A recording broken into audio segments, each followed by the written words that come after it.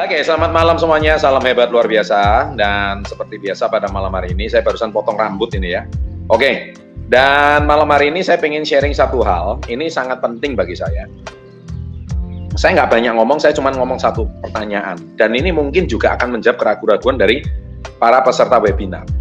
Pak Chandra, apakah syarat sukses untuk anak-anak muda sebelum usia 30 itu harus melalui komunitas Yes?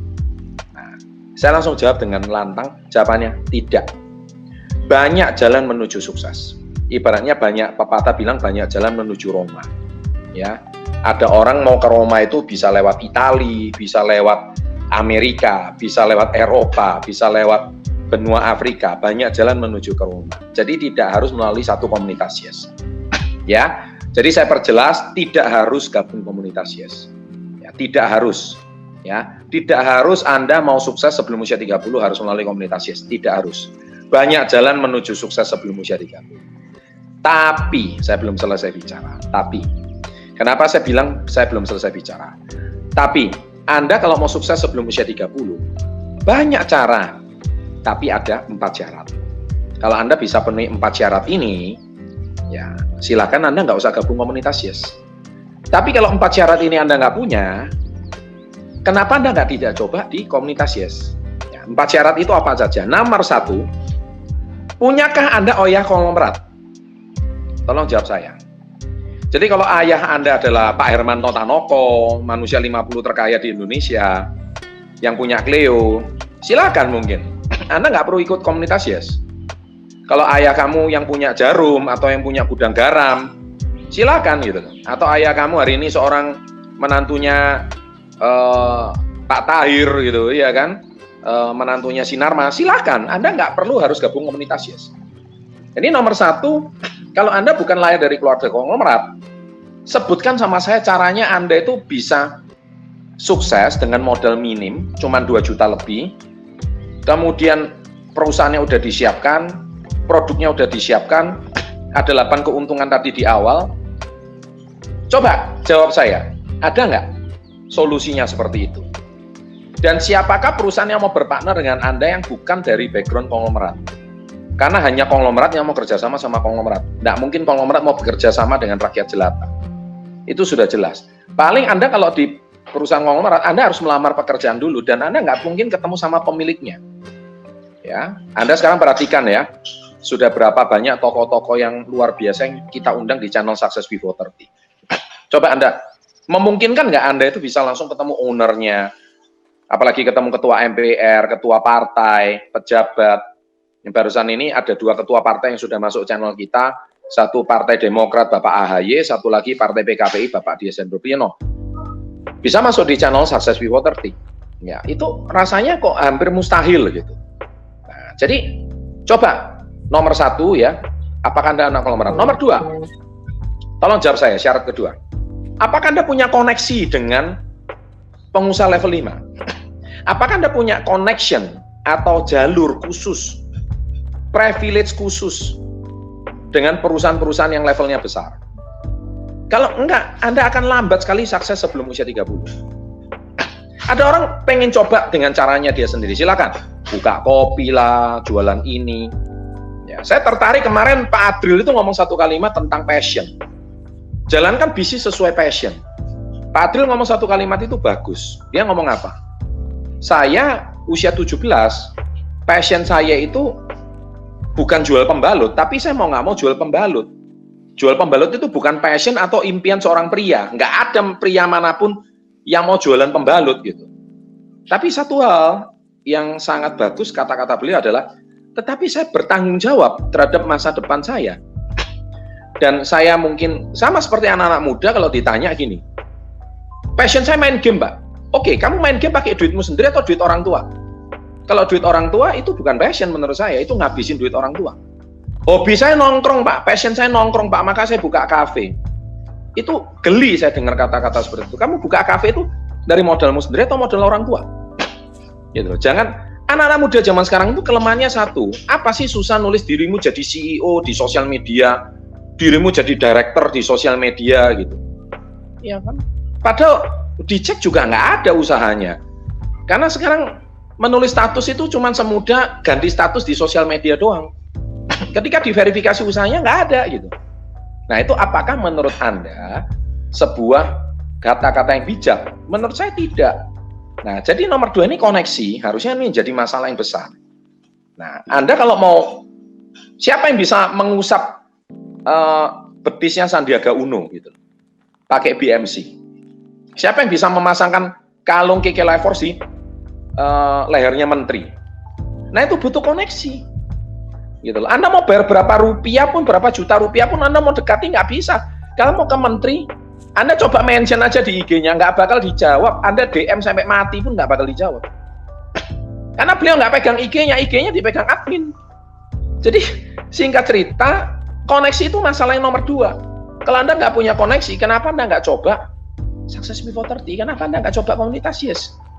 Ya, nah ini poin yang kedua. Nomor 3, bisnis kalau Anda mau besar, Anda mau sukses sebelum usia 30 punya M. Gampang. Zaman sekarang, bisnis itu kita hitung-hitungan untung deh. Ya, Anda hari ini jual kopi, Anda mau untung berapa sih? 10%, 20%. Oke lah, untung 20%. Taruhlah untung 30%, gede banget. Anda harus jual berapa kopi supaya Anda itu terima 1 M. Ya, emang yang jual kopi cuman kamu?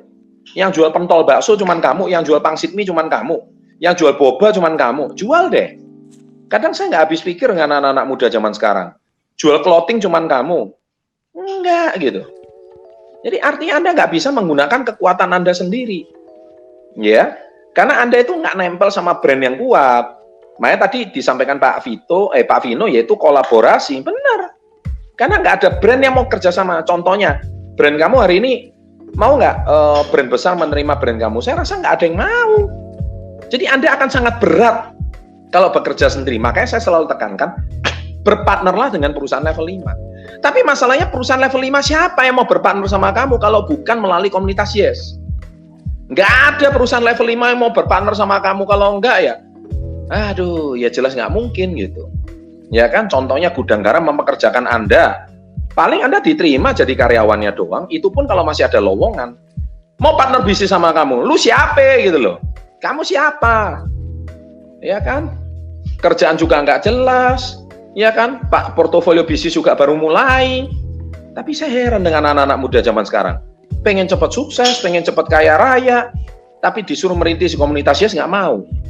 Nah aneh gitu loh. Ya kan? Dia maunya keren-keren. Kadang-kadang saya juga nggak habis pikir dengan anak-anak zaman sekarang. Maunya keren, jual mobil, ya kan, jual ini, jual velg, jual jam tangan. Tapi, ya itu tadi gitu loh. Suruh modal buka tokonya aja nggak punya duit, suruh stok dulu nggak punya duit.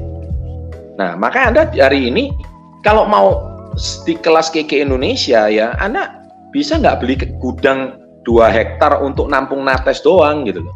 Itu stok nates aja loh, segitu gede. Kamu di rumah stok cuma 2 dos saja udah stresnya 7 keliling. Kepalanya udah pusing. Itu baru 2 dos. Keke itu berapa juta dos itu. Ya kan? Sama kayak kamu mau jual beli mobil. Kamu mana mungkin bisa melawan PT Astra, TBK, perusahaan level 5. Itu stok Toyota Innova-nya aja di gudang itu mungkin jangan-jangan ada 100.000 unit kali. 1 unit harga 400 juta. Kamu punya 1 unit aja pusing 7 keliling mau jualnya gimana. Nah gimana kamu hari ini mau bisa besar, mau sukses before 30? Mikir. Ya kan? Anda hari ini sudah diberikan kesempatan dengan begitu baik, dengan modal yang sangat minim, relasi yang dibantu melalui media, perusahaan yang sudah izinnya jelas, kemarin juga menerima penghargaan langsung dari Ketua MPR. Mau cari di mana lagi? Ya, syarat yang ketiga. Jadi sudah jelas ya. Nah, itu sudah sangat jelas. Tadi apa aja tolong Anda tulis ya. Jadi supaya saya nggak ulang-ulang lagi. Nah, oleh sebab itu, saya hari ini cuman kadang-kadang saya nggak habis pikir ya, anak-anak muda zaman sekarang itu. Nah, tapi sekali lagi, nomor 4 adalah, Pak, apakah sukses di sebelum usia 30 itu hanya melalui komunitas ya? Saya jawab tidak. Tapi penuhi dulu syarat-syarat tadi. Kalau Anda nggak punya syarat-syarat tadi, nggak punya orang tua konglomerat, nggak punya relasi dengan konglomerat atau network dengan konglomerat, kemudian nggak punya modal sekelas konglomerat, ya tahu dirilah istilahnya gitu loh. Tapi dengan Anda bergabung dengan kami, ya Anda sendiri di channel Success Before 30, relasi kita siapa? bukan pengusaha kepala daerah loh, pengusaha nasional, politikus nasional, ketua partai nasional. Anda bisa melihat. Ini bahkan menteri, sekarang Presiden Bank Dunia, Ibu Mari LK Pangestu aja pernah masuk di channel kita. Hanya orang-orang terbaik yang bisa masuk di channel Success Pivoter. Ya, jadi kita harus paham gitu. Ya kan? Nah, inilah kadang-kadang saya nggak habis pikir dengan anak-anak muda zaman sekarang. Kadang-kadang apakah Anda bersyukur nggak dengan keterbatasan kalian yang modal minim, relasi nggak punya, ya kan? Kemudian bukan anak konglomerat, tapi Anda bisa punya bisnis yang skalanya skala konglomerat gitu. Ya, bisnis yang skalanya skala besar gitu. Ya kan? Anda hari ini bekerja sama dengan perusahaan yang asetnya triliunan loh. Bapak Ibu, asetnya triliunan. Bukan cuma aset propertinya aja, tapi aset produknya, aset kantor cabangnya, aset jaringannya. Itu triliunan. Kita ini perusahaan pembayar pajak nomor 10 terbesar di Jakarta Barat. Setara dengan Indosiar, setara dengan Agung Podomoro. Pembayar pajak terbesar. Anda tahu nggak? Bergengsi nggak perusahaan kita? Sangat bergengsi. Nah, tapi kalian kadang-kadang nggak habis pikir, cuman lihat anak-anak muda, kayaknya usaha lain, kerja lain kok cepet banget ya, bisa dapat mobil Ferrari dan sebagainya. Hey, saya beritahu dulu, ya, kadang-kadang kamu lihatnya satu yang berhasil, tapi kamu nggak lihat berapa banyak orang yang sudah jadi korban dan mencoba itu nggak ada yang berhasil. Sedangkan di tempat kita, ketika satu orang sukses, kita membawai begitu banyak orang yang sukses berikutnya. Contoh Anda lihat hari ini Pak Vino bisa beli SLK. Anda nggak lihat di organisasinya Pak Vino itu ada berapa puluh orang di dalam jaringannya yang income-nya itu bisa 5-10 kali lipatnya UMR. Anda nggak lihat tuh. Nah, harusnya mikir. Ya kan? Artinya ketika kita sukses, kita juga membawa satu gerbong orang yang sukses berikutnya. Nah, ada nggak industri yang seperti ini? Saya rasa kok jarang ya ketemu ya. Nah, yang terakhir ya, sama-sama kita refleksi, kita belajar pada malam hari ini.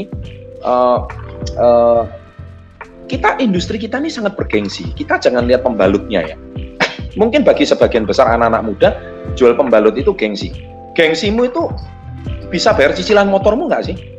Gitu loh. Gengsimu itu bisa membayar uang sekolah anakmu nggak sih? Nah, gengsimu itu bisa membuat iuran PDAM di rumahmu terbayar nggak? Kalau nggak, iuran PDAM diputus, kamu besok mau mandi pakai apa? Mandi di sungai, ya kan? Emang gengsimu itu bisa membuat token listrik di rumahmu itu jadi nyala lagi? Emang kamu bilang uang nggak dibawa mati? Kamu ngomong aja sama direkturnya PLN, uang nggak dibawa mati Pak, besok listrikmu di rumahmu dipadamkan langsung, ya kan? Nggak masuk akal kan kadang-kadang. Kadang-kadang kita nggak realita. Makanya kalau ditanya apa itu passion, ya kan? Yang namanya passion itu sesuatu yang Anda kerjakan meskipun suka tidak suka, Anda harus berkomitmen, bertanggung jawab mencari nafkah untuk dirimu sendiri gitu. Jadi jangan lagi pakai ngomong saya hobinya jalan-jalan, Pak. Ya semua orang hobi jalan-jalan. Saya hobinya santai-santai. Ya semua orang hobinya santai-santai, Bro. Ya kan? Saya hobinya makan-makan. Ya semua orang hobinya makan-makan. Apalagi dibayarin, Pak. Aduh, mental macam apa itu seperti kayak gitu, ya kan? Nah, jadi malam hari ini saya sharing tentunya poin yang keempat yang saya ingin sharing pada malam hari ini. Jadi kalau Anda nggak punya ayah konglomerat, Anda nggak punya relasi konglomerat, Anda juga hari ini nggak punya modal selayaknya konglomerat. Dan yang terpenting ini 3 poin yang utama, ya. Anda jangan main-main. Kalau bicara sama konglomerat, Anda nggak punya level triliunan, ya nggak usah bicara bisnis level triliunan. Sedangkan bisnis yang level jutaan aja ya Anda cuma bisa berkumpul dengan orang level jutaan. Makanya kadang-kadang saya nggak habis pikir dengan anak-anak muda zaman sekarang. Aduh Pak, kita harus bermimpi besar Pak. Kita harus berani berpikir bisnis yang miliaran. Bro, kamu dipegangin duit 10 juta aja habis terus. Besok-besok kamu mau dikasih duit, dipegangin duit 100 juta. Itu ya jelas nggak mungkin lah. Ya kan? Kamu mau dipegangin duit 1 miliar. Pegang duit 10 juta aja nggak becus. Habis terus. Entah uangnya mau lari kemana. Ya jelas aja Tuhan nggak mungkin menitipkan Anda uang 1 miliar, pegang 10 juta aja nggak bener. Kadang mikir dong. Ya, kadang-kadang kita mikir. Anda nggak mungkin punya kapasitas bisnis selevel 1 miliar, kalau Anda 10 juta aja masih nggak belajar gitu.